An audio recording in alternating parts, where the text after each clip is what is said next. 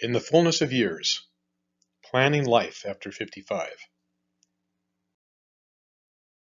If you grew up in the 60s or 70s, you likely have seen Burt Mustin on TV or in the movies. Burt had a long career as a car salesman in Pittsburgh. His hobby all those years was performing in local theater. When he retired, he and his wife moved to Arizona, and he indulged himself in his love of the theater by performing with local productions. One day he caught the eye of a Hollywood executive. To make a long story short, in his retirement he ended up with roles in over 150 movie and TV productions, and kept working until his death at 92. There's a principle behind what happened to Burt, and in this booklet I hope to explain it and help you tap your inner Burt Mustin. I feel sorry for financial planners. New statistics are coming out all the time, but the consensus seems to be that more than 50% of all people entering retirement age will not have enough income to fully retire. Financial planners are the bearers of bad news. You know that retirement that you've been counting on all these years? Yeah, well, it's not going to happen. More precisely, they sit down with the client and compare their current standard of living with projected income, and often it reveals a potential shortfall.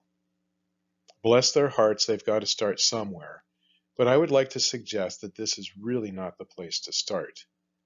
If that is your goal, to keep living like you're living but without going to work, then the news is not welcome. So, bad news. Here's some good news. Based on overwhelming research, trying to maintain your standard of living without working is not necessarily a good goal.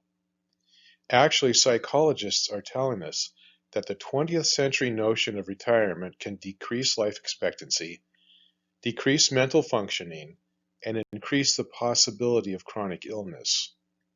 You really shouldn't retire. So that little wake-up call is probably what you need to shift gears into a meaningful retirement period.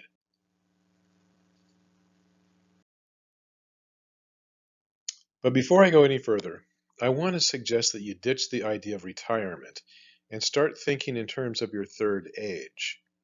That's actually the term some researchers are using now. It looks like this.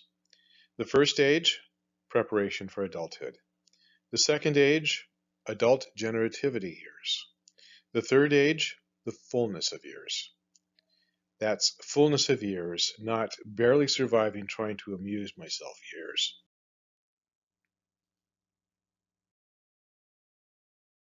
You have my sympathy. I know you want to quit working and have a rest, but an endless vacation is just not good for you. This may be hard to take. After all, if you work 40 years and average 3 weeks of vacation per year, you will have worked 1,880 weeks. That's 1,880 weeks of Monday, Tuesday, Wednesday, Thursday, Friday. You must be tired. But before you clean out your desk or locker, walk away from your job, and draw your first pension check, it would be wise to come up with a third age plan. So how do you do this? Well, if you go on the internet and do a search for retirement planning, you will find that most of the information deals with financing your later years. This is unfortunate because as important as financial planning for your later years is, it's only part of the plan.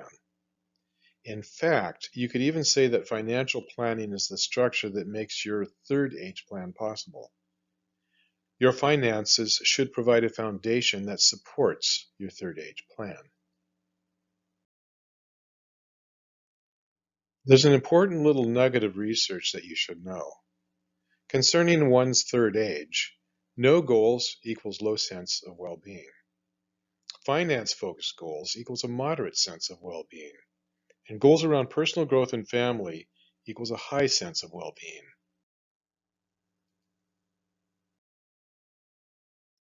To carry this further, Research tells us that for a person to experience a vibrant, meaningful third age, their lifestyle should receive conscious attention to health, social relations, family relations, productivity, mental pursuits, emotional or psychological health, and spirituality.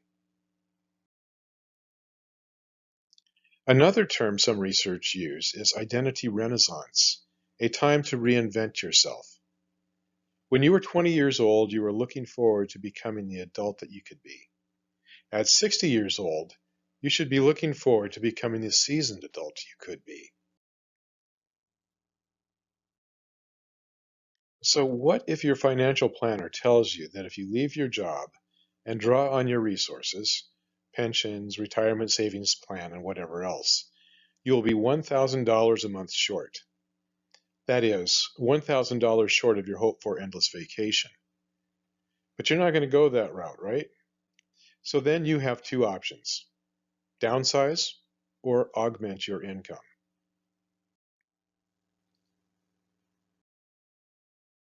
Studies consistently indicate that moderation is the key to happiness and contentment in life.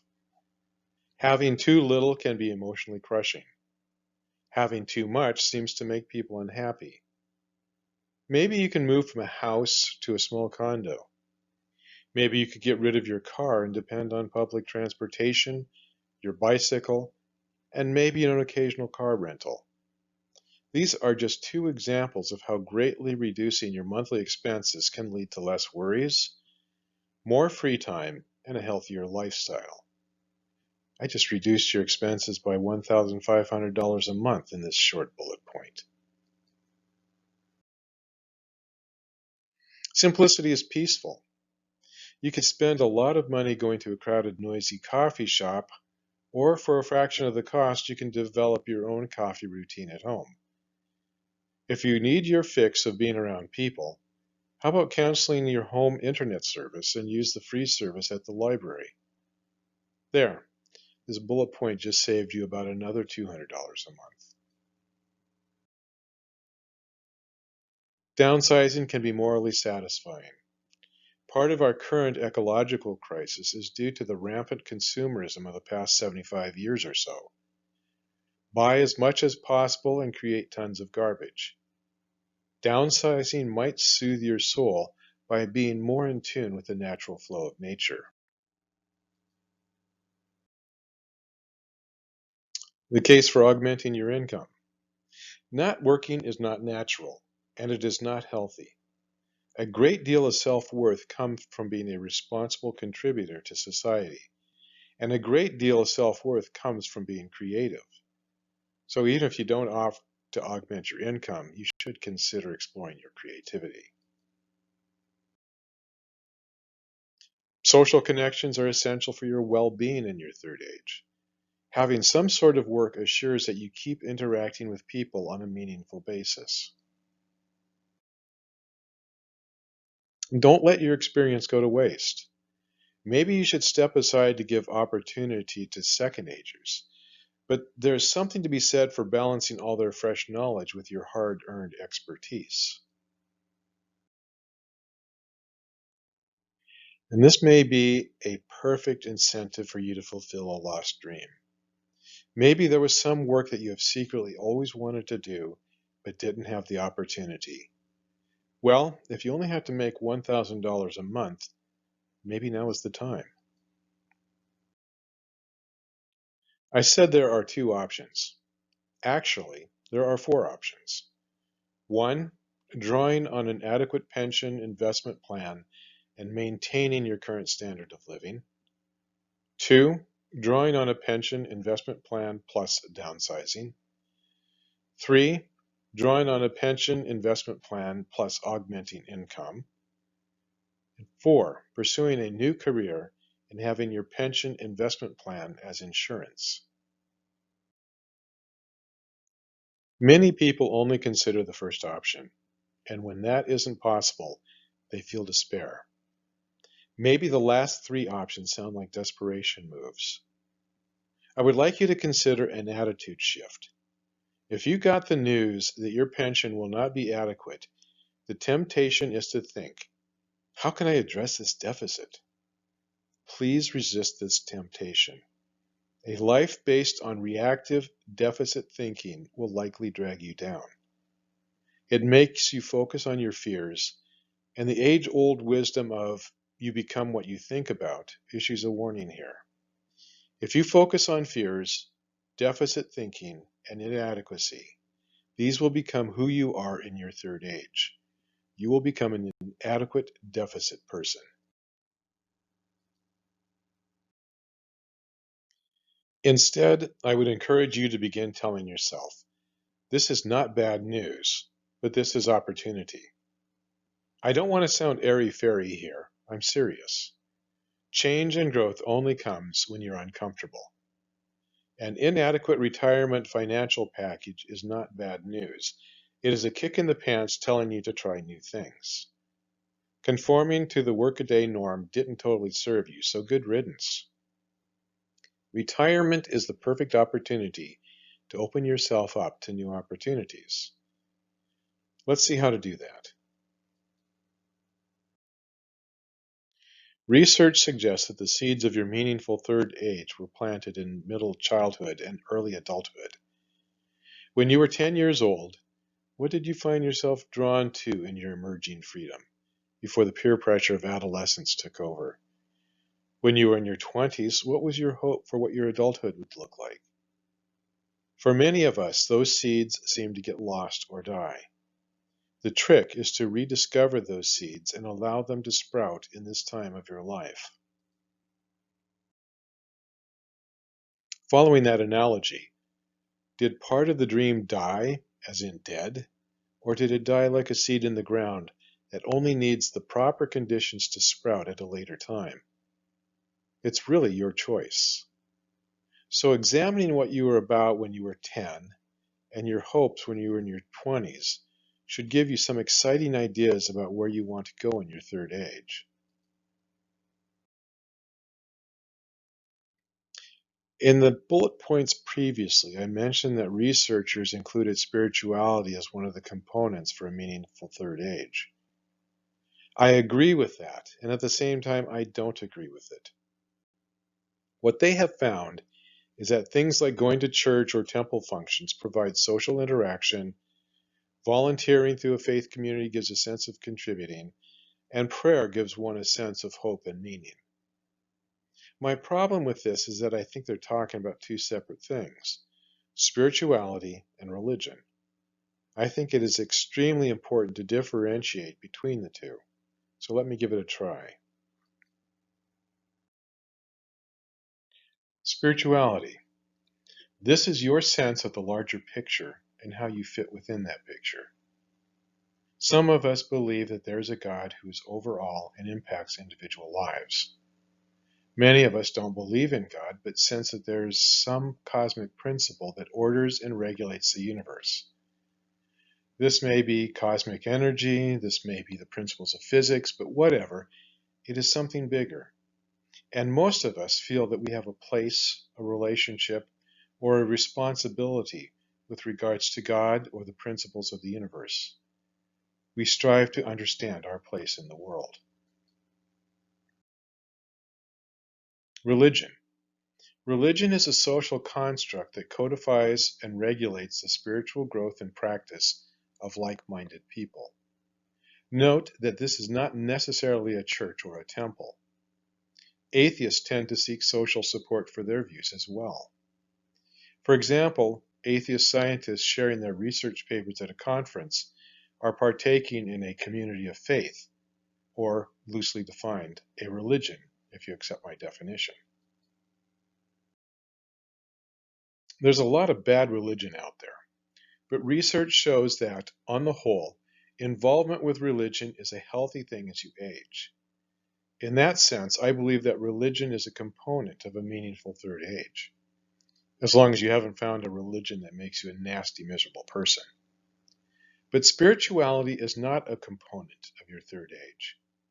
Your spirituality is not a component, it is the context. It is what determines how and why you maintain your components. It provides hope and meaning. Eating more vegetables is not meaningful. Honoring and respecting your body is. A healthy diet is a component. Valuing yourself is a spiritual value that is the context of this component. Spirituality also has another important function in your third age. It provides a buffer to protect you from despair as you experience the many losses of growing old. Death among family and friends, loss of health, loss of basic daily functioning, loss of mental capacities. When you were starting out as an adult, you were hoping for a meaningful family life and career that would take you to retirement. Some researchers suggest that as you age, the goal should shift to gero transcendence in your later years. Your spirit can either wither away as your body slowly withers away, or your spirit can transcend your withering body. Social productivity is essential for well-being in one's third age. That's well documented. We are hardwired to need to be responsible, contributing members of society. That's part of being human. But your understanding of this is crucial. What is productive? Our society tends to measure the value of productivity in terms of money. Don't get caught up in this. You will lose. You can't keep up with all those middle-aged whippersnappers. You need to be productive, but on your own terms. If volunteering someplace for 4 hours a week is meaningful to you, then embrace it and consider it adequate or ample. And be careful that you don't consider busyness and productivity to be synonyms. You can engage in a Netflix binge, and that will keep you busy. Nothing necessarily wrong with that. But you won't get the satisfaction of productivity. And sometimes sitting and staring at a sunset is not being busy, but can be a very productive time spiritually. Just don't fall for the line that unless you are busy, you are worthless. When it comes down to it, I don't like the term social productivity, but it is the term researchers have given us. I think it more helpful to frame the concept as be a responsible member of society. Our actions can be damaging to the world and society. They can be neutral, or they can have a positive impact. Those who have a positive impact on the world, regardless of how large or small, are those who experience a greater sense of well-being in their third age. Here are a few ways that you can do this. Have a lifestyle of helping out when you can. Do some volunteer work.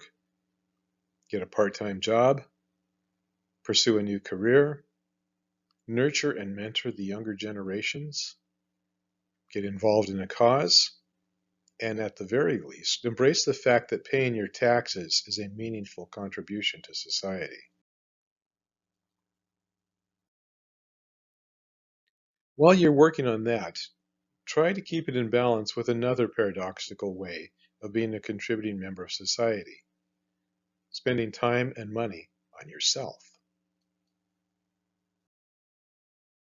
When I was reading research and first ran across the concept of consumerism as a healthy component of the third age, I had a strong reaction against it. Rampant consumerism is a large factor in ecological devastation.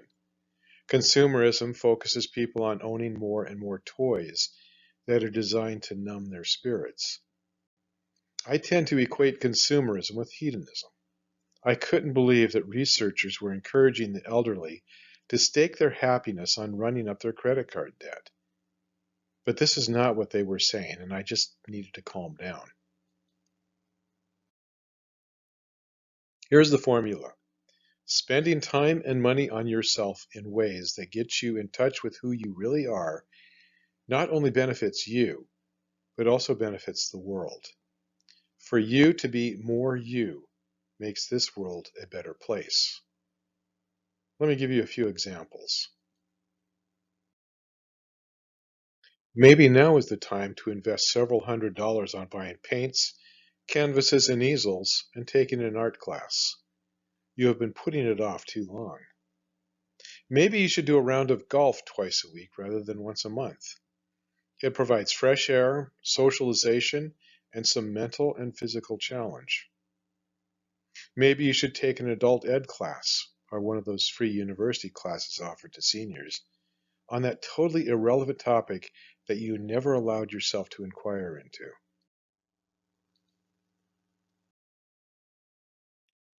Having the respect for yourself to honor your inner self has ripple effects.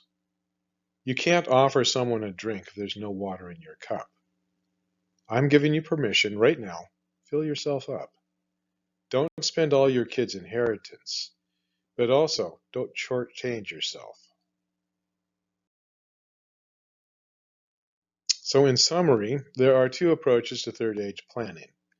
Number one, meet with your financial planner to try to figure out how closely you can maintain your current standard of living in retirement, and try to find meaningful activities within this budget. Or number two, discern your authenticity, your calling, meet with your financial planner to look at realistic income expectations, and combine your dreams with your resources. Of course, I'm suggesting approach number two. But some things to think about. Coming up with a third age plan presupposes a certain amount of control. There is some truth in the notion that if you can think it, you can do it. If you have no goals, you will go nowhere. And the stronger you believe in your goals, the more likely you are to find yourself in a place that is meaningful to you. But that advice has some glaring limits. You can do amazing planning and positive thinking, but life may veto everything. If your goal 20 years ago was to make a fortune developing a chain of video stores, then all the positive thinking in the world would not have kept your bottom from falling out. A while back, a consultant friend gave me a valuable piece of advice.